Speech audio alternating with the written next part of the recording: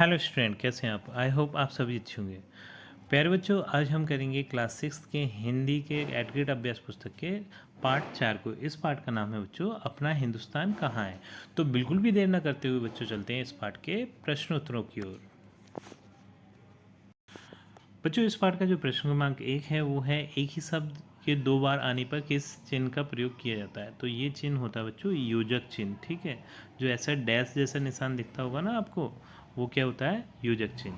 प्रश्न क्रमांक 2 है, यह है वर्तमान शिक्षा में ज़रूरत है तो चिंतन के विस्तार की। मतलब इसका क्रमांक 3 है, यह है टेलीफोन मोबाइल के पूर्व बातचीत के क्या माध्यम थे।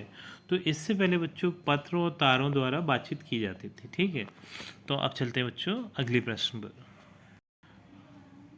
प्रश्न क्रमांक 4 है, ये है धन से कोष भरे हैं, पंक्ति का अर्थ क्या बताइए।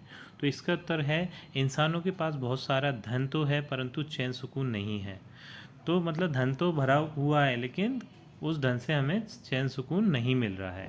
प्रश्न क्रमांक 5 है, ये है राजनीति के कूटचाल में जनसेवा का भाव कहाँ है। कविता की अगली एक पंक्ति लिखिए।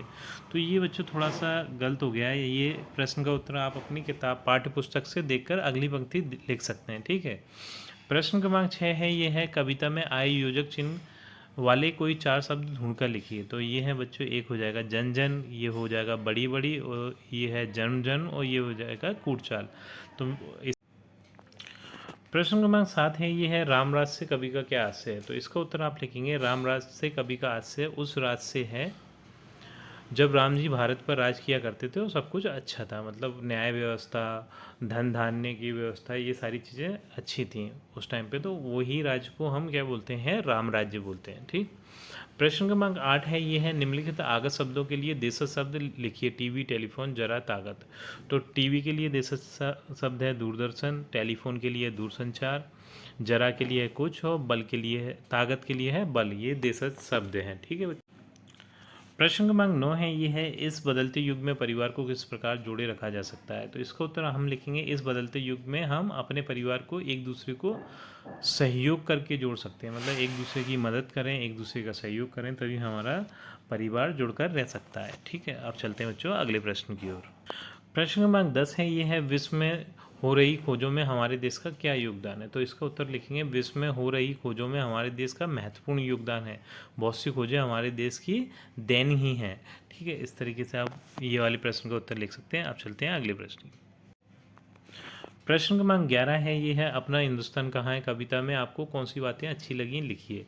तो इसका उत्तर हम लिखेंगे चारों ओर भूमंडलीकरण हो रहा है फिर भी हमारे देश की संस्कृति, चिंतन, आंदोलन, सेवा भाव कहीं दिखाई नहीं पड़ते। यह बात मुझे अच्छी लगी।